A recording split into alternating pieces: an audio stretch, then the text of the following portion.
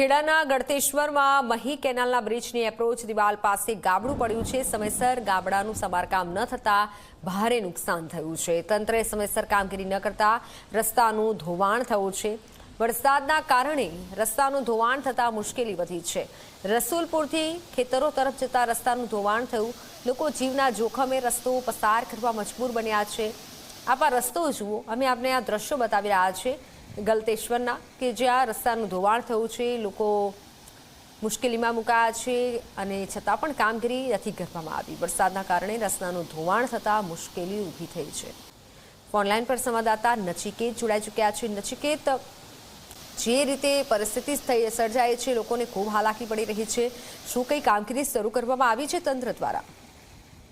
મિત્તલ, જે રીતે પરમ દિવસથી મોડી રાતથી જે વરસાદ વરસવાનું શરૂ થયું છે, પરમ દિવસે લગભગ ગળતેશ્વર તાલુકામાં 1 ઇંચ વરસાદ વરસ્યો હતો, જ્યારે ગઈકાલે પણ ધોધમાર વરસાદ વરસ્યો હતો અને આજે વહેલી સવારે પણ વરસાદ વરસ્યો હતો। તેના લઈને આ જે ગળતેશ્વરનું રસુલપુરા જે ગ્રામ્ય વિસ્તાર છે, પરા વિસ્તાર છે, ત્યાં આગળ જે આ મહી સિંચાઈની કેનાલ દ્વારા આ જે કેનાલ ઉપર એક બ્રિજ બનાવવામાં આવ્યો છે, તેની એપ્રોચની દિવાલમાં ગાબડું પડતા એટલે કે માટીનું ધોવાણ થતા અચાનક ત્યાં આગળ ભૂવો પડી ગયો હતો, કારણ કે સતત પાણી ત્યાંથી નીકળતું હતું। જે આ જે કેનાલ પરનો બ્રિજ છે તે સુપર પેસેજ માટે બનાવ્યો છે, જે મહી સિંચાઈના અધિકારી સોમિલ પટેલ દ્વારા આપણને જણાવવામાં આવ્યું હતું, કારણ કે જે સુપર પેસેજ છે તે પાણી જે ભરાય છે ખેતરોમાં, જે ઊંચાણવાળા વિસ્તારમાં, તે આ બ્રિજ પરથી પસાર પાણી થતું હોય છે નિકાલ કરવા માટે વરસાદી પાણીના।